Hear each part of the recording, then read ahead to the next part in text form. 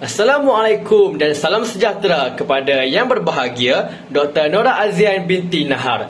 Saya selaku pembentang pertama bernama Muhammad Izul Akmal bin Muhammad Halim, nombor matriks 2219377. Pada hari ini, kami akan menerangkan berkaitan prinsip-prinsip penulisan.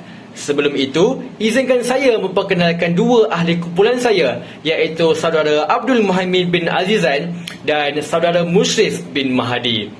Sebenarnya, kita semua sudah pun mempelajari prinsip-prinsip penulisan ini sejak bangku sekolah lagi, tetapi ramai individu yang tidak sedar akan hal itu. Baiklah, untuk itu saya akan memulakan sesi pembentangan. Terdapat 4 prinsip yang perlu ada dalam sesebuah penulisan.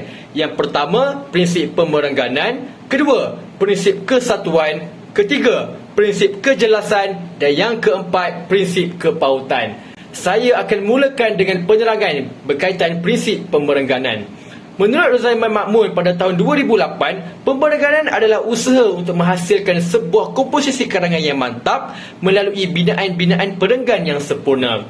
Terdapat 3 komponen yang perlu ada dalam pemerengganan, iaitu yang pertama, perenggan pengenalan, kedua, perenggan isi, dan yang ketiga, perenggan penutup. Fungsi perenggan pengenalan adalah untuk memberi gambaran sesebuah penulisan, menjelaskan tujuan topik dan merangsang minat pembaca. Sebagai contoh, ini merupakan bahagian pengenalan hasil penulisan kami berkaitan tajuk Cabaran Bahasa Melayu dalam kalangan generasi Z. Penulis telah mengemukakan situasi yang dapat memeranjatkan pembaca bahawa penggunaan bahasa Melayu yang betul dalam kalangan generasi Z ini semakin hari pada tahap yang membimbangkan.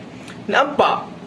Kenyataan yang ditulis itu akan menggambarkan apa tujuan esei ditulis dan akan menarik minat pembaca untuk membaca isi kandungan dalam esei tersebut. Seterusnya, perenggan isi. Perenggan isi berfungsi untuk menyampaikan idea dengan lebih jelas kepada pembaca. Dalam sesebuah perenggan isi, mestilah mempunyai ayat topik, ayat huraian topik, ayat contoh dan ayat kesan. Sebagai contohnya, dalam perenggan ini, ayat topik yang dibincangkan ialah sikap sesetengah remaja yang membudayakan bahasa rojak dalam perbualan harian. Kemudian, penulis menghuraikan ayat topik itu di bahagian seterusnya dan dikenali sebagai ayat huraian topik. Ini untuk mewujudkan pencambahan idea yang lebih banyak. Kemudian, penulis juga mengemukakan contoh-contoh dialog yang melibatkan pencampuran bahasa yang sering digunakan dalam kalangan generasi Z dan kesannya akan menjatuhkan martabat dan kewibawaan bahasa Melayu itu sendiri. Akhir sekali, perenggan penutup. Perenggan penutup yang berfungsi untuk meninggalkan kesan kepada pembaca. Perenggan penutup biasanya mempunyai ayat cadangan dan ayat harapan untuk mengakhiri pengakhiran idea. Penutup juga penting untuk menyimpulkan keseluruhan cerita yang ditulis oleh penulis itu sendiri. Selesai sudah berkaitan prinsip pemerengganan, seterusnya kita beralih kepada prinsip penulisan yang kedua, iaitu prinsip kepautan. Menurut Anis Umairah 2017, kepautan bermaksud satu unsur dan satu unsur lain saling berpaut antara satu sama lain. Berkaitan antara satu perenggan dengan perenggan lain atau satu isi dengan isi yang lain haruslah saling berkait supaya pembaca dapat memahami penulisan dengan lebih mudah. Ciri-ciri kepautan ialah yang pertama, penggunaan alat penghubung. Kedua, penggunaan penada wacana. Ketiga, penggunaan kata hubung. Dan yang keempat, penggunaan kata ganti nama diri. Contoh kepautan yang boleh diambil dalam penulisan esei kami ini, saya akan tunjukkan. Nampak? Terdapatnya penggunaan alat penghubung, penanda wacana, penggunaan kata ganti nama diri dan penggunaan kata hubung telah digunakan untuk menunjukkan kesinambungan dalam perenggan itu. Saya akan terangkan setiap satu daripadanya. Baiklah, yang pertama, perkataan situasi ini. Situasi ini merujuk kepada apa?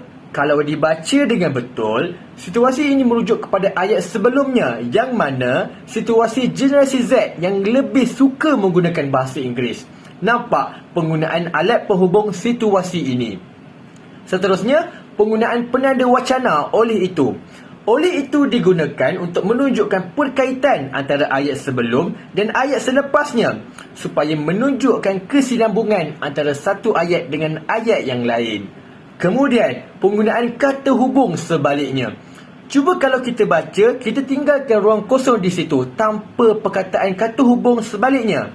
Nampak? Sudah pasti ayat itu akan tidak cantik dan akan berbunyi pelik kerana tiada kata hubung yang sesuai digunakan di situ. Dan akhir sekali, penggunaan kata ganti nama diri ketiga, iaitu mereka. Kalau kita fahamkan ayat itu betul-betul, mereka di sini merujuk kepada golongan generasi Z itu sendiri. Baiklah, seterusnya, untuk menerangkan prinsip penulisan yang ketiga, saya menjemput saudara Abdul Muhaimin bin Azizan untuk menerangkannya. Sekian daripada saya, terima kasih. Kini, saya Abdul Muhaimin bin Azizan bernombor metrik 2219393 akan menerangkan prinsip penulisan yang seterusnya, iaitu prinsip kesatuan. Baiklah, sebelum kita menelusuri secara lebih jauh, perlulah kita mengetahui terlebih dahulu apa itu erti prinsip kesatuan. Baiklah, berdasarkan apa yang telah kami pelajari, prinsip kesatuan bermaksud setiap perenggan di dalam penulisan mestilah hanya mempunyai satu topik sahaja yang dibincangkan. Selain daripada itu, satu topik yang dibincangkan di dalam satu perenggan tersebut hendaklah mesti memfokuskan kepada tajuk utama penulisan itu sendiri. Oleh itu, perlulah kita mengetahui beberapa ciri yang terdapat di dalam prinsip penulisan kesatuan ini. Baiklah, prinsip yang pertama iaitu setiap perenggan mestilah membincangkan satu topik sahaja. Yang kedua, topik yang dibincangkan hendaklah tidak tersasar ataupun tidak menyimpang daripada tajuk utama penulisan itu. Yang ketiga, terdapat huraian untuk menjelaskan topik dengan lebih jelas. Huraian ini termasuklah kata-kata ataupun ayat sokongan daripada tokoh. Akhir sekali, terdapat contoh yang berkaitan dengan tajuk utama bagi membolehkan pembaca memahami dengan lebih jelas berkaitan apa yang hendak disampaikan kepada pembaca. Baiklah, untuk menerangkan dengan lebih jelas dan lebih faham lagi, kita lihat kepada contoh yang terdapat di sebelah saya ini. Jika kita lihat di dalam perenggan ini, di dalam ayat yang telah diwarnakan dengan warna merah, ayat ini menunjukkan bahawa hanya terdapat satu topik sahaja yang dibincangkan di dalam perenggan ini, iaitu berkaitan generasi Z yang lebih mengutamakan bahasa Inggeris berbanding bahasa Melayu itu sendiri, terutamanya di dalam aspek pekerjaan. Hal ini kerana jika kita lihat, generasi Z pada hari ini merupakan generasi yang sedang membesar dan sedang melalui alam dewasa. Mereka juga merangkumi individu-individu yang sedang menuntut di universiti ataupun individu yang sedang bekerja maupun sedang mencari pekerjaan. Oleh itu, mereka menganggap bahawa bahasa Melayu itu sendiri tidak mempunyai kepentingan, terutamanya di dalam sektor pekerjaan. Selain itu, jika kita lihat di dalam perenggan di sebelah ini, topik yang dibincangkan juga tidak tersasar daripada tajuk utama penulisan ini, yakni cabaran bahasa Melayu dalam kalangan generasi Z. Oleh itu, topik yang dibincangkan dalam perenggan ini iaitu generasi Z lebih mengutamakan bahasa Inggeris berbanding bahasa Melayu adalah berkaitan dengan cabaran bahasa Melayu dalam kalangan generasi Z. Di samping itu, di dalam ayat yang telah diwarnakan dengan warna biru pula, ayat ini menunjukkan contoh bahawa generasi Z tidak mengutamakan bahasa Melayu, iaitu mereka tidak meminati unsur sastra seperti sajak, puisi, pantun dan karya seni sastra yang lain. Malahan, mereka lebih mengutamakan karya seni dari barat yang berbahasa Inggeris. Seterusnya, terdapat juga ayat yang menyatakan bahawa sokongan daripada tokoh untuk menjelaskan dengan lebih terang bahawa di kalangan generasi Z kurang penguasaan dalam bahasa Melayu. Seperti yang dapat dilihat di dalam ayat yang diwarnakan dengan warna kuning, ayat ini menyatakan bahawa sastrawan negara iaitu Datuk Dr. Zurina Hassan menyatakan sokongan berkaitan generasi Z yang tidak menguasai bahasa Melayu dengan baik. Saya rasa sekadar itu sahaja daripada saya. Kita teruskan berkaitan prinsip penulisan oleh pembentang yang seterusnya. Assalamualaikum buat semua. Nama saya Muhammad Mushrif bin Mahdi, nombor matrik 2216323. Seterusnya, saya akan menerangkan prinsip yang terakhir terhadap penulisan esei kami, iaitu prinsip penjelasan. Prinsip penjelasan secara konsepnya adalah penulisan yang menggunakan ayat yang ringkas dan jelas, ayat yang tidak kabur dan ayat yang tidak melirik-lirik.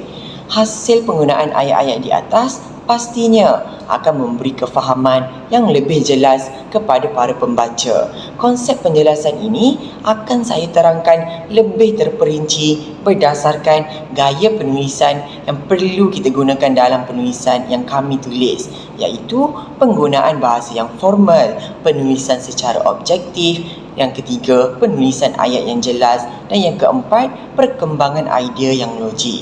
Berdasarkan penulisan esei yang kami tulis, pertamanya, penggunaan bahasa formal dapat dilihat menerusi semua ayat yang digunakan adalah ayat penulisan yang formal, yakni kami tidak menggunakan ayat-ayat yang berdialek maupun bahasa rojak. Bahkan kami menggunakan perkataan-perkataan bahasa Melayu standard yang mudah difahami oleh para pembaca. Seterusnya, penulisan secara objektif dapat dilihat apabila dalam perenggan yang ditulis dari awal sehingga akhir bercerita tentang kandungan ayat topik yang dinyatakan. Contohnya, dalam perenggan di sebelah menceritakan cabaran bahasa Melayu dalam kalangan generasi Z, iaitu kemajuan teknologi yang seiring dengan industri revolusi 4.0.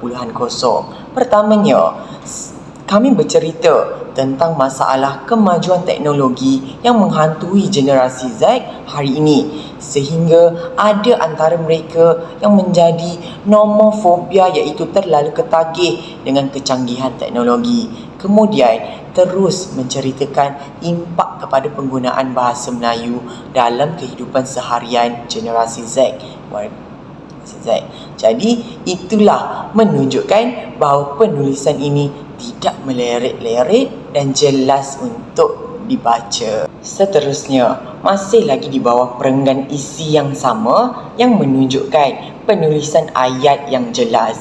Menerusi tulisan yang berwarna hijau, kuning, biru dan hitam itulah yang membuktikan penggunaan ayat yang ringkas dan tidak kabur, kerana ayat tersebut adalah ayat kompleks yang biasa dan mudah difahami, yang mana ayat-ayat tersebut menceritakan bagaimana kemajuan teknologi memberi kesan kepada penggunaan bahasa Melayu dalam kalangan generasi Z hari ini. Tambahan pula, menerusi tulisan yang berwarna ungu dalam perenggan tersebut menunjukkan ayat contoh untuk memberi penerangan yang lebih jelas kepada para pembaca. Dan akhir sekali adalah perkembangan idea yang logik dalam perenggan melalui tulisan yang berwarna merah untuk melengkapkan perenggan isi dan ditegaskan semula. Oleh itu, jelaslah bahawa gaya penulisan yang diterangkan sebentar tadi sememangnya merangkumi konsep penjelasan, iaitu ayat yang ringkas dan jelas, tidak kabur dan tidak melirik-lirik. Penulisan yang berilmiah dan berkualiti mestilah mempunyai 4 prinsip, iaitu prinsip kepautan, pemerangan, kesatuan dan juga penjelasan. Dengan adanya keempat prinsip-prinsip itu, penulisan akan jadi lebih baik dan disukai ramai orang untuk membacanya. Malah, pelajar-pelajar yang gemar membaca akan memahami konteks penulisan yang ingin disampaikan oleh penulis, dan begitu juga akan lebih bersemangat dan tidak mudah berasa bosan apabila membaca suatu bahan bacaan ini. Jadi, sekian itu sahaja daripada pertemuan ini. Assalamualaikum.